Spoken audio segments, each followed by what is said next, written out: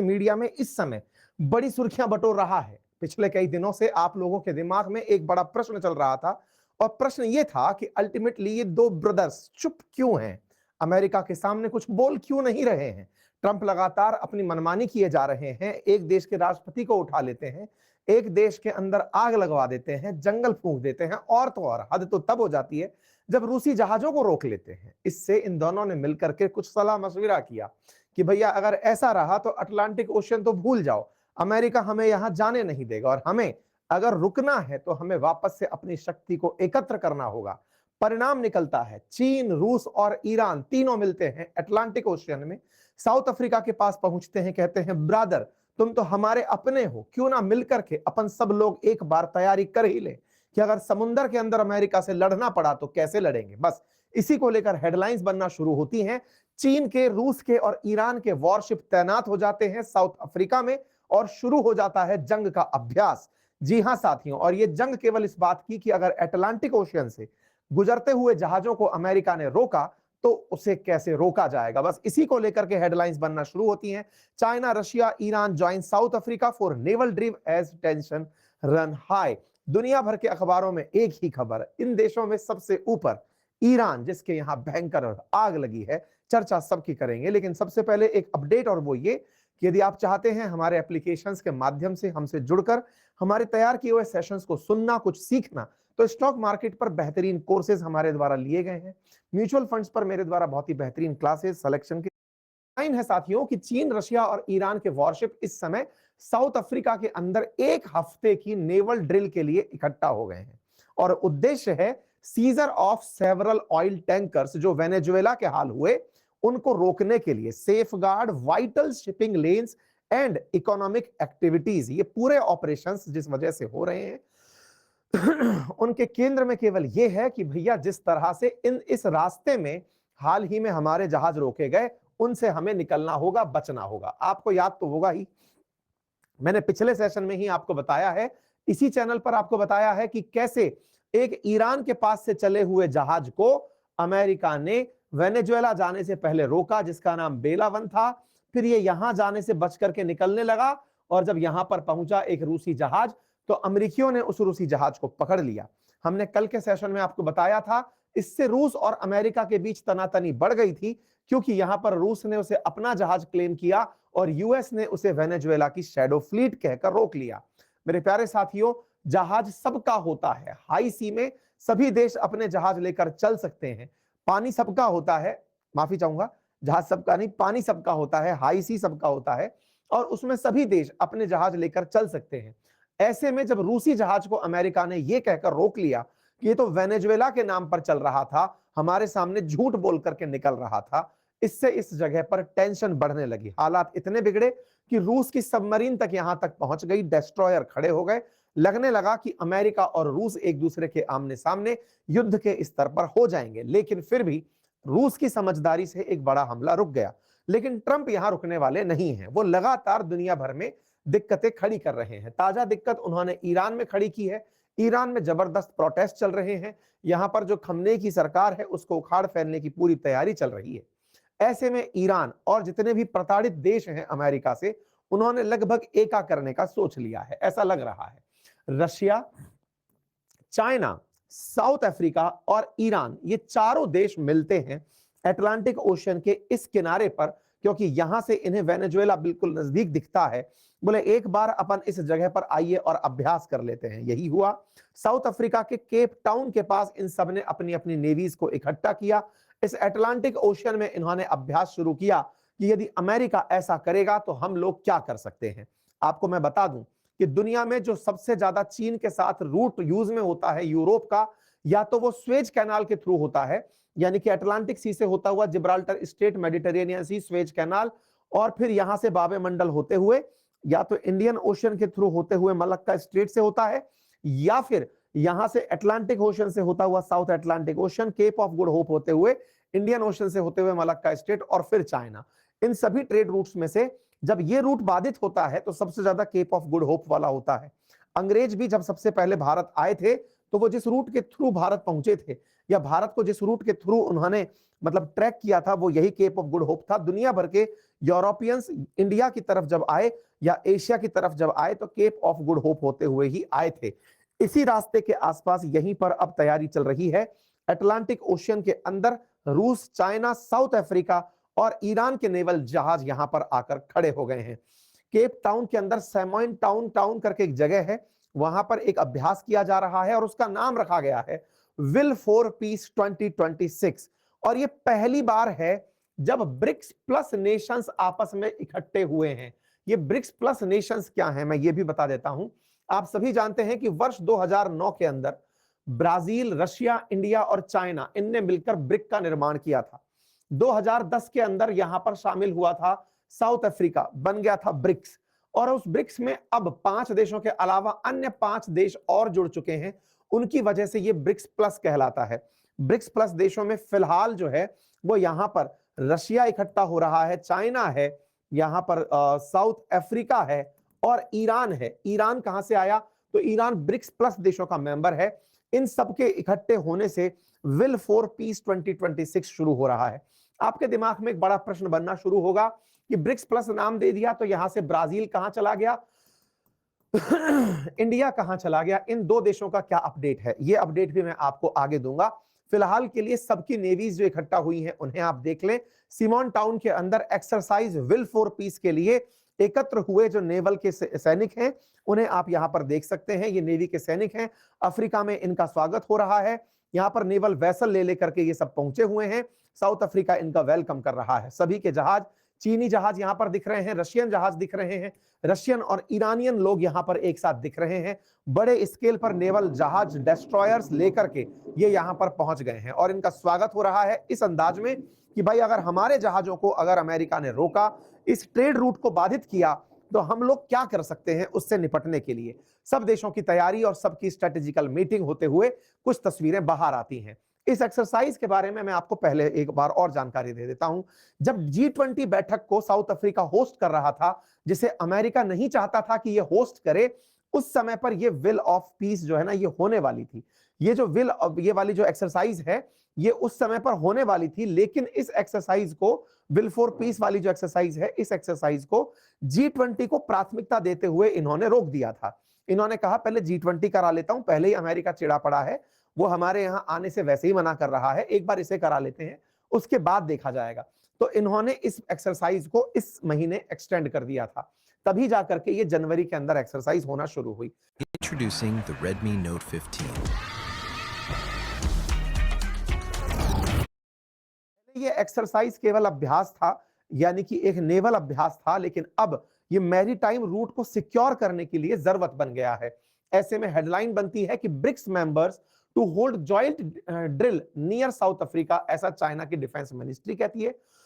पहले भी ब्रिक्स के ये देश मिलकर के 1-2 बार मीटिंग किए हैं, लेकिन ब्रिक्स प्लस देशों की ये पहली बैठक है, इसीलिए इसे first ever joint naval drill कहा जा रहा है, जिसमें इस क्षेत्र के अंदर जो ब्रिक्स प्लस कंट्रीज हैं वो मैरीटाइम सिक्योरिटी के लिए बात करेंगे। क्योंकि जो रूसी जहाज वाला कांड हुआ उसमें था क्या कि वो ईरान से वेनेजुएला जा रहा था, तो ईरान, वेनेजुएला और रशिया, ये तीनों तो अमेरिका द्वारा प्रतिबंधित देश हैं। इन तीनों ही देशों को एक साथ अमेरिका से दिक्कत थी, तो ईरान और इस रशिया इसीलिए मिल गए।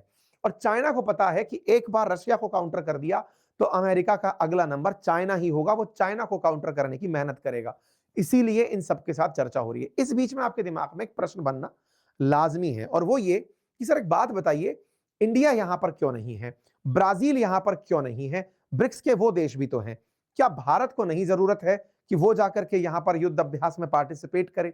देखिए पॉइंट तो एकदम आपका सही है, लेकिन आप अगर इस लाइन को ध्यान से पढ़ें जो स्पुतनिक लिख रहा है कि ये ब्रिक्स प्लस देशों का फर्स्ट एवर नेवल ड्रिल है। भारत कभी भी सैन्य गठबंधनों में शामिल नहीं हुआ है। भारत ने क्वाड का भी जब सैन्यकरण शुरू हुआ था, जिसको चाइना ने काफी क्रिटिसाइज किया था, एक्सटेंडेड नाटो जिसे कहा था, भारत उससे भी पीछे हट गया था। आपको याद होना चाहिए कि भारत हमेशा सैन्य गठबंधन से दूर रहा है। ये वो दौर था 1945 में जब नाटो का, मतलब सेकेंड वर्ल्ड वॉर के बाद नाटो की तैयारियां चल रही थी, उस समय पर रशिया वालों ने सोवियत रूस के नेतृत्व में WTO वार्सा ट्रीटी ऑर्गेनाइजेशन नाम का एक सैन्य गठबंधन बनाया था। लेकिन भारत ने कहा कि हम नामधारी रहेंगे, नॉन अलाइन मूवमेंट चलाएंगे, लेकिन हम किसी भी गठबंधन में शामिल नहीं होंगे। अमेरिका लगातार ब्रिक्स को यह कहते हुए क्रिटिसाइज करता आया है कि ये ब्रिक्स को इकोनॉमिक कॉपरेशन का गठबंधन बताते जरूर हैं, लेकिन किसी का उद्देश्य इकोनॉमिक कॉपरेशन लगता नहीं है। ये आपस में आगे चलकर एंटी अमेरिका सेंटिमेंट ही फैला रहे हैं। आपको याद होगा बीच में ब्राजील के अंदर जब इस तरह की बैठक हो रही थी, तब डी डॉलराइजेशन की चर्चा से ट्रंप एकदम चिढ़ गए थे कि ये ब्रिक्स करेंसी बनाने के जिक्र करने वाले देश हमें हल्के में ना ले, डॉलर को हटाने के बारे में ना सोचें। तो ट्रंप को जो डर है असल में ब्रिक्स से, ये लोग वही कर रहे हैं। ये असल में सब मिलकर के ट्रंप के खिलाफ कहिए या अमेरिका के खिलाफ कहिए, सैन्य गठबंधन बना रहे हैं। भारत इस सैन्य गठबंधन में शामिल नहीं है। ये भारत की तरफ से कोई स्टेटमेंट नहीं है, लेकिन ये भारत का हमेशा से विश्व को लेकर रुख रहा है। वो सैन्य अभ्यास जरूर करता है, लेकिन जब वो किसी देश के खिलाफ हो रहा हो या किसी एक्टिविटी के खिलाफ हो रहा हो या किसी ऑर्गेनाइजेशन के नाम पर हो रहा हो, तो सामान्यतया वो उससे बचता है। मैं आपको याद दिला दूं कि जो ब्रिक्स है वो बनाया इकोनॉमिक कॉपरेशन के लिए गया था। वर्तमान में इसके अंदर 10 से अधिक सदस्य हैं। 11वां जो मेंबर सऊदी अरब है, वो अमेरिका के डर से ज्वाइन तो कर लिया, लेकिन सदस्यता के अंदर अपनी परमिशन नहीं दिया है, तो वो अटका पटका चल रहा है। अर्जेंटीना मना कर दिया है। कुल मिलाकर के ब्रिक्स के हाल वैसे भी ट्रंप के सामने कमजोर पड़े हुए हैं। ये इकट्ठा होकर ना तो डॉलर के मुकाबले कोई करेंसी लाने की हिम्मत कर पाए और ना ही ये सैन्य गठबंधन के अंदर कोई बड़ी स्ट्रेंथ रख पाए। लेकिन अब क्या करें, जब इनको तेल बेचना ही है, ईरान के पास तेल है, रूस के पास तेल है और चाइना को एक्सपोर्ट करना है। इन सभी देशों की जरूरतें समुद्र के अंदर बहुत ज्यादा हैं। इन्हें पता है कि अगर हम अपने हकों के लिए नहीं लड़े तो एक दिन अमेरिका इनको घर से बाहर निकलने का भी टोल वसूलेगा। ऐसे में इनकी मजबूरी बन गई है कि ये इस अभ्यास को कर रहे हैं। कुल मिलाकर के ये ब्रिक्स कंट्री ट्रंप के खिलाफ कहिए या अमेरिका के खिलाफ बचने की तैयारी कर रही है। ऐसे में क्या पुतिन वाकई में ट्रंप के खिलाफ इस मोर्चे में कामयाब होंगे? क्या वो वाकई में ट्रंप को जिस तरह यूक्रेन के सामने अभी तक नहीं अपने आप को पीछे हटवाए, क्या वो ऐसे अपने आप को बचा पाएंगे? तो देखिए सवाल हमेशा बना रहेगा, क्योंकि मादुरो की गिरफ्तारी होना रूस के ऊपर एक बड़ा सवाल था।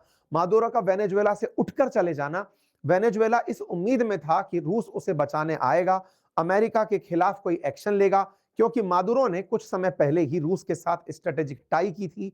बकायदा उसकी हेडलाइन सजी थी, लिखा गया था कि अगर रूस मतलब वेनेजुएला में कोई भी एक्शन होता है तो रूस वेनेजुएला के साथ खड़ा रहेगा, लेकिन ऐसा कुछ नहीं हुआ।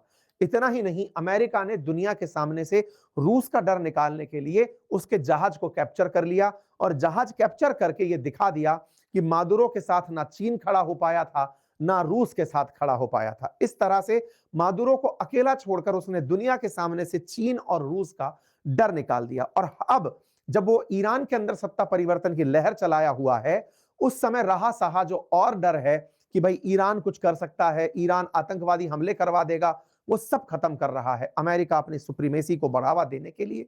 जिस तरह से खमेनी के खिलाफ ईरान में प्रदर्शनों को हवा दे रहा है, उससे ये प्रतीत होता है कि वो ईरान के अंदर भी जल्द सत्ता परिवर्तन करा देगा। हालात बहुत बद से बदतर होते जा रहे हैं। ट्रंप ने ईरान के अंदर लोगों को धमका दिया है, कहा है कि अगर कुछ भी किया तो मैं सैन्य कार्रवाई कर दूंगा अगर जनता के खिलाफ कोई भी एक्शन लिया। अब सवाल ये बनता है, फिर साउथ अफ्रीका में ऐसा क्या मतलब वो आ गया, दम आ गया कि वो कह रहा है कि मैं नेवल अभ्यास में एंट्री करूंगा। देखो साउथ अफ्रीका को पता है कि ईरान में सत्ता परिवर्तन होते ही अमेरिका का अगला निशाना, देखो ग्रीनलैंड ले लिया, ग्रीनलैंड के बाद में ईरान, गाजा तो जा चुका है, मतलब समझिए गाजा अब अमेरिका का हो चुका है, इधर की तरफ ग्रीनलैंड जो है वो अब हो ही जाएगा। ईरान में सत्ता परिवर्तन 10-15 दिन के अंदर हो जाना है। मतलब जिस तरह से ट्रंप की गति चल रही है मैं उस हिसाब से बात कर रहा हूं। उसके बाद उनके विरोधियों में नंबर जो है ना, वो या तो इनका है या लूला का है। तो भाई साहब रामफोसा को डर ये है, क्योंकि रामफोसा को आपको याद होगा ट्रंप ने बिठा करके बहुत बेइज्जत किया था अपने व्हाइट हाउस में, बिठा करके उसको बताया था कि तुम किस तरह से गोरों के साथ बदतमीजी करते हो, अंग्रेजों के साथ बदतमीजी कर रहे हो। इसके लिए इन्हें बहुत ही ज्यादा भला बुरा कहा गया था अमेरिकी ऑफिस में बिठा करके। हमने इस पर कहा भी था, व्हाइट हाउस में जेलेंस्की 2.0 करके हमने एक सेशन भी किया था। और ट्रंप इसी कारण से जब ब्राजील इसने साउथ अफ्रीका ने अपने यहां पर G20 की बैठक बुलाई तो ट्रंप आए ही नहीं। और तो और इस साल मतलब 2026 में G20 अमेरिका में होने वाला है, तो इस साल साउथ अफ्रीका को वो नहीं बुलाएंगे, ये अनाउंस कर चुके हैं। लेकिन G20 को साउथ अफ्रीका अरेंज करा के ट्रंप को बायकॉट करवा दिया था कि G20 में भी लोग ट्रंप को नहीं चाहते। लेकिन ट्रंप तो ट्रंप है, ट्रंप अपने दम पर अब अगला जो एक्शन ले सकते हैं अंतरराष्ट्रीय बेइज्जती का, वो साउथ अफ्रीका से है। इसी वजह से साउथ अफ्रीका के साथ मुसीबत क्या फंसी है कि वो जानबूझकर जल्दी से साथ आ रहा है रशिया चाइना के, क्योंकि हम सब मिल गए तो सुरक्षित रहेंगे, अगर अकेले रह गए तो दिक्कत हो जाएगी। तो भैया हम दोनों का क्या है? देखो इंडिया के केस में तो बहुत ही विकट स्थिति है। इंडिया के केस में तो अभी जो इनके वो हैं लुटनिक, जो वाणिज्यिक मंत्री हैं, वो बोले हैं अमेरिका के कि भारत के साथ ट्रेड डील हुई रखी थी, लेकिन मोदी जी ने फोन नहीं किया ट्रंप को।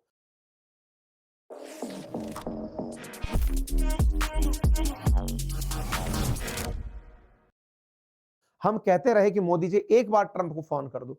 ट्रंप फोन पे कहलवाना क्या चाहते थे कि ऑपरेशन सिंदूर के अंदर मतलब जो समझौता कराया भारत पाकिस्तान का, वो अमेरिका ने कराया। मोदी जी ने कहा मैं नहीं करूंगा, बस बोले इस चक्कर में ट्रेड डील अटक गई। तो भारत का तो खेल अलग ही चल रहा है, भारत अलग लेवल पर अमेरिका से लड़ रहा है, एक फोन के ऊपर लड़ाई चल रही है कुल मिलाकर के। जहां तक बात हो लूला की, तो लूला जो है ना वो जायर बाल्सेनारो को जेल में डाले रखना चाहते हैं। जायर बाल्सेनारो लूला के अपोजिशन के आदमी हैं ब्राजील के अंदर, और ऐसे में लूला वेनेजुएला के भी काफी समर्थक थे। ऐसे में लूला ने जायर बाल्सेनारो को जेल में रहने का वीटो कर दिया कि इनको पट के रखो। और बाल्सेनारो जो है वो ट्रंप के मित्र हैं। तो ब्राजील जो है वो निशाना है अमेरिका का, साउथ अफ्रीका निशाना है। अगर आप ब्रिक्स कंट्रीज को देखो तो वो सब एंटी अमेरिका कंट्रीज हैं। उनमें इंडिया अपने आप को साइड में रखकर चल रहा है कि भाई देखो अभी अपनी ट्रेड डील होने को रखी है, ना हमको तेल बेचना, ना हम यहां पर किसी के साथ कोई बदतमीजी कर रहे हैं, हम अपनी लड़ाई पर लड़ रहे हैं। इंडिया ने फिर से अपने आप को आइसोलेट कर लिया है, किसी भी गुट में जाने से रोक लिया है, क्योंकि जो गुट में है उनके साथ भी बुरा हो रहा है, वो भी किसी को कोई बचा तो पा ही नहीं रहे। तो एटलीस्ट अपनी पहचान के साथ तो हम चलें, और हम वही करते जा रहे हैं। ट्रंप ने हाल ही में जो खेला किया है वो खेला वो और देशों के साथ भी करेगा। 500% टैरिफ के लिए सीनेट को उसने बिल को तो मंजूरी दिलवा ही दी है कि जाओ जाके बिल को पास कर दो, जिसमें ब्राजील, इंडिया, चाइना इनके खिलाफ रूस से तेल खरीदने के ऊपर टैरिफ लगेगा। तो ऐसे में भारत टैरिफ को काउंटर करने के लिए फिलहाल किसी भी ग्रुप में जाकर नहीं बैठ रहा है। अब ये रणनीतिक समझदारी है या कमजोरी, ये समय बताएगा, लेकिन फिलहाल के लिए अमेरिका के सामने मैसेज यही जा रहा है कि भारत एंटी अमेरिका ग्रुपिंग में शामिल नहीं है। जहां तक बात हो लूला की, तो लूला भी कहीं ना कहीं जानते हैं कि बाल्सेनारो के समर्थन में अगर अमेरिका उतरता है तो लूला के लिए काफी मुसीबतें होंगी। तो कुल मिलाकर के सारा जियोपॉलिटिक्स के अंदर दाव पेच का खेल चल रहा है। हर आदमी सोच रहा है कि ट्रंप का कार्यकाल कब पूरा हो, कब ये उतरे, क्योंकि ये हर दिन मतलब एक राक्षस की तरह फैलता ही जा रहा है। कल के मुकाबले आज ज्यादा घातक होता जा रहा है।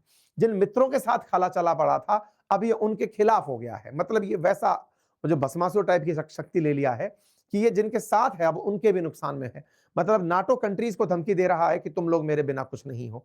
यूरोप से कह रहा है कि डेनमार्क वाले क्या सोचते हैं, ग्रीनलैंड में एक बोट खड़ी करके वो ये सोचते हैं कि ग्रीनलैंड उनका हो जाएगा। मतलब ये बहुत भीषण घातक आदमी हो गया, किसी का नहीं बचा है। मुझे ये लग रहा है कि इसके कालखंड में अमेरिकियों के खिलाफ ही ना हो जाए, क्योंकि इसके अंदर एक नेक्स्ट लेवल का एक्सट्रीमिज्म सवार हो चुका है। खैर दुनिया को इसका भी काल तो भुगतना ही होगा, क्योंकि ऐसे जितने भी मतलब आदमी पनप कर आते हैं, ये होती तो मानवीय भूल ही है। बाकी फिलहाल के लिए इतना ही। बाकी आप लोग इस विषय पर क्या सोचते हैं अपनी